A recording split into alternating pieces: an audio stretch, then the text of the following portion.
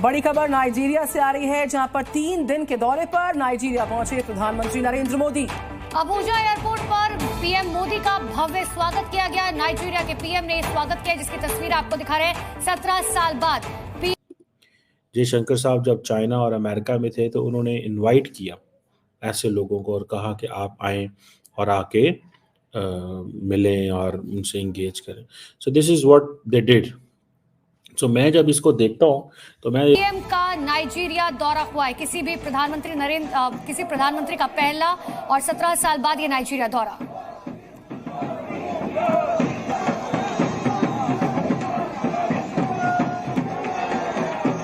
आती थी, regular business होता था, हमारी सब्जियां उधर जाती थी, उधर से इधर आती थी। और बिजनेस खोलें, सुलह करें, लड़ाई झगड़े से दूर जाएं, मुल्क को आगे लेके जाएं अपना। और नाइजीरिया और इंडिया के बीच तेल की खरीदारी और जो है वो भी होती है, और नाइजीरिया इस हवाले से भी बहुत इम्पोर्टेंट कंट्री है। तो एक तो वहां पर उनका विजिट रहा, लेकिन इसी के साथ उनको ये अवार्ड दिया गया। लेकिन इसमें एक बहुत अहम बात ये है कि देखता हूँ कि नरेंद्र मोदी ने जयशंकर को एज एन एडवाइजर इसीलिए पिक किया है because he gives them advices which are good for his politics, for his rule. And Jaishankar जो है उनको नरेंद्र मोदी के माइंडसेट का पता है कि ये किस तरह का दिमाग है। हमें जो है ना इंतशार वाली सियासत से हमें निकलना पड़ेगा। क्या बात है सर, आपने बड़ी अच्छी बात की कि हमें ये जो नफरतें हैं इसको खत्म करनी चाहिए। अच्छा, आपके कमेंट्स जो है वो आ रहे हैं हम तक, इसके ऊपर हम अभी बात जो है वो किए लेते हैं। इसमें ये है कि जो ये अवार्ड है, एग्जैक्टली हम जो अवार्ड की बात कर रहे हैं, तो पीएम मोदी को ये वाला अवार्ड वो पहले अगर ये कहा but remember India is opening such many hospitals in Africa and above all जो इंडियन डियास्पोरा वहां पे बैठा हुआ है, उसने जो वहाँ पे काम किया है और जिस तरह वो बात कर रहा है, जिस तरह वो इंगेज कर रहा है, आपको पता है नरेंद्र मोदी जहाँ जाते हैं डियास्पोरा से ज़रूर मिलते हैं। और ये बेसिकली उनको जो आदत है ये जयशंकर साहब ने दी थी। जयशंकर साहब जब चाइना और अमेरिका में थे तो उन्होंने इनवाइट किया ऐसे लोगों को और कहा कि आप आएँ और आके मिलें और उनसे इंगेज करें। So this is what they did. So मैं जब इसको देखता हूँ तो मैं ये देखता हूँ कि नरेंद्र मोदी ने जयशंकर को एज एन एडवाइजर इसीलिए पिक किया है because he gives them advices which are good for his politics, for his rule. And Jaishankar जो है उनको नरेंद्र मोदी के माइंडसेट का पता है कि ये किस तरह का दिमाग है और ये क्या पसंद करते हैं। सो बोथ बेसिकली इसीलिए they play. And above all India जो है, जो उसने नाइजीरिया ने ये कहा है कि हम इंडिया को सपोर्ट करते हैं ऑन ग्लोबल साउथ के हवाले से। अगर India is a voice of Global South, जो डॉक्टर जयशंकर कहता है कि that India is about to lead and India can lead 125 countries in the world, तो वो कहते हैं हम तैयार हैं, हम बिल्कुल तैयार हैं, हम ये चाहते हैं और इंडिया जो है वो आए। ठीक है जी। और आप इंडिया के पास आपको देखें पता है बड़े पत्ते बड़े होते हैं। इंडिया के पास पता ये होता है कि अब इंडिया ने जब G20 की दिल्ली समिट कराई तो उन्होंने नाइजीरिया को इनवाइट कर लिया कि इनवाइट कर लें एज ए पार्टनर कंट्री। अच्छा, अफ्रीका को ओवरऑल तो उन्होंने मेंबरशिप दिलाई, लेकिन नाइजीरिया को भी इनवाइट कर लिया। तो वो कहते हैं जी हमारे लिए बड़ी पार्टनरशिप है। सो इंडिया की जो लीडरशिप है, ये जो अफ्रीका के साथ उनको अपने बायलैटरल ताल्लुकात जो मजबूत कर रही है, ये बहुत बहुत बहुत ज़रूरी है। मैं आपको बात बता दूं, this is very significant. We need to understand Africa is very important player.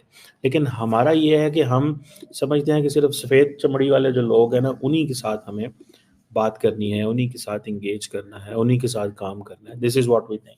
ठीक है जी। तो दैट्स व्हाट आई रियलाइज्ड।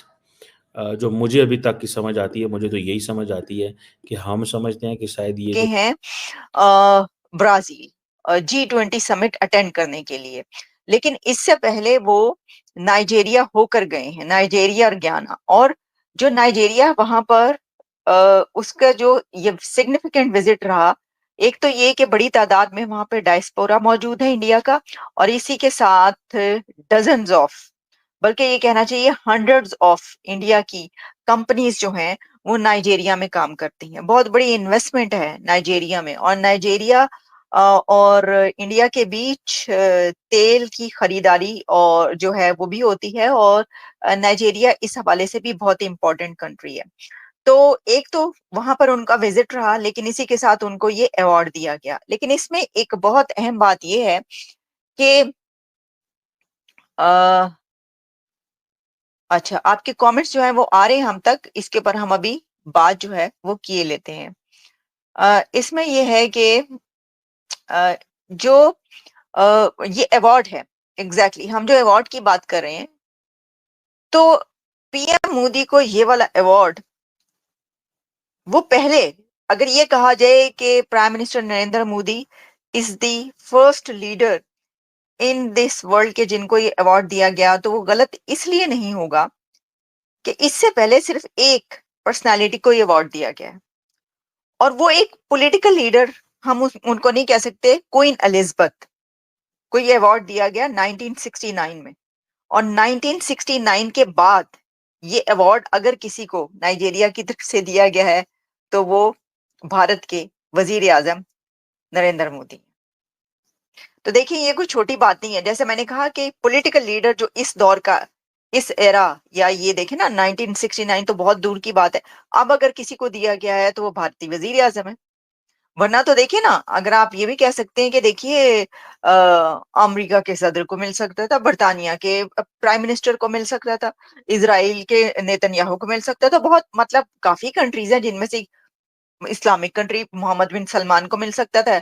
लेकिन ये जो अवार्ड है ये आखिर क्यों नरेंद्र मोदी साहब को मिला? तो देखिए, मैं इसको ऐसे देखती हूँ जैसे कि थंबनेल पर आपने देखा कि कोई नेगेटिव चीज फैलाते हैं, ये सोशल मीडिया पर रिकॉर्ड होती है, जब वो सुनते हैं तो वो कहते हैं कि यार 77 साल हो गए, पाकिस्तान आज भी उसी दुश्मनी को लेके रो रहा है। मैं अल्लाह सच्चा जानता, मैं आप आज ये देखें कितनी दुनिया सुन रही है। अभी आप इंडिया का वीजा फ्री कर दें, अगर आपको गाड़ी में जगह मिल जाए, मुझे नीवी थाम बैठा दें। क्या बात कर रहे हैं? यकीन कर लें, लोग सारे जाएंगे, सब जाएंगे, सब लोगों का आपस में बहुत पब्लिक, एक ही पब्लिक है, हम एक ही कल्चर है, एक ही लोग हैं, हम एक ही सकाफत है। क्या बात है? हाँ जी। और मेरी ये गवर्नमेंट जो नहीं आ रही है, मेरी इनसे गुजारिश है कि जैसे पहले हमारी वो समझौता एक्सप्रेस आती थी, रेगुलर बिजनेस होता था, हमारी सब्जियां उधर जाती थी, उधर से इधर आती थी, और बिजनेस खोलें, सुलह करें, लड़ाई झगड़े से दूर जाएं, मुल्क को आगे लेके जाएं अपना, और हमें जो है ना इंतशार वाली सियासत से हमें निकलना पड़ेगा। क्या बात है सर, आपने बड़ी अच्छी बात की कि हमें ये जो नफरतें हैं इसको ख़त्म करनी चाहिए। लेकिन सर, जैसे आपने मौलाना लोगों को कहा, आप एक मुल्क के ऊपर हमले की बात करते हैं, दूसरी जानिब आप आते हैं, आप दोस्ती की बात करते हैं, तो वो तो कंफ्यूज हो गए कि आखिर पाकिस्तान चाहता क्या है। नहीं, ये मौलवियों ने कंफ्यूज किया हुआ है। मौलाना जो है ना, मौलाना जो ये नहीं, मौलाना फजल रहमान का नाम नहीं हम लेते किसी का भी, ओवरऑल बात करते हैं कि इन लोगों ने अपनी सियासत चमकाने के लिए ना, कि हम इनके मुंह के ऊपर यही चपेट है कि आज तक इक़्तिदार में नहीं आ सके। और ये मुल्क मौलवियों के लिए नहीं बना, ये भी ये अपने ज़हन में रखें। ये मुल्क एक जमहूरी बंदे ने, कायद आज़म मोहम्मद अली ने जना ने बनाया है। ये इस्लामी मुल्क भी नहीं है, ये इस्लामी जमहूरिया पाकिस्तान है। इसमें हर बंदे को हुकूक है। इसका नाम है इस्लामी जमहूरिया पाकिस्तान। तो इसलिए कि ये कायद आज़म मोहम्मद अली जना पता नहीं 5 टाइम के नमाजी थे कि नहीं, मुझे नहीं पता, मगर वो जमहूरी आदमी थे। ये जमहूरियत की बुनियाद पे मुल्क बना है। तो सर, अगर आपने बड़ी अच्छी बात की, जमहूरी है, ये मौलाना लोगों का नहीं है कि जो गजवा हिंद करवा देंगे, लोगों के अंदर नफरतें फैला रहे हैं, मुल्क को कोई गलत डायरेक्शन देने वाली बात है, कौम को गलत डायरेक्शन देने वाली बात है। क्या चलो लेट्स सपोज हम इंडिया का मुकाबला कर सकते हैं? चलो ये बताएं। हम इंडिया का मुकाबला एक ही तरीके से कर सकते हैं कि हमें पहले तो सियासतदानों को इकट्ठा होना पड़ेगा। ये छोटी छोटी जो लड़ाइयाँ झगड़े हैं ये ख़त्म करने होंगे। हमें अपने बिजनेस की तरफ देखना होगा, हमें अपनी एजुकेशन की तरफ देखना होगा। आप मुल्क से अगर करप्शन ख़त्म कर दें और हेल्थ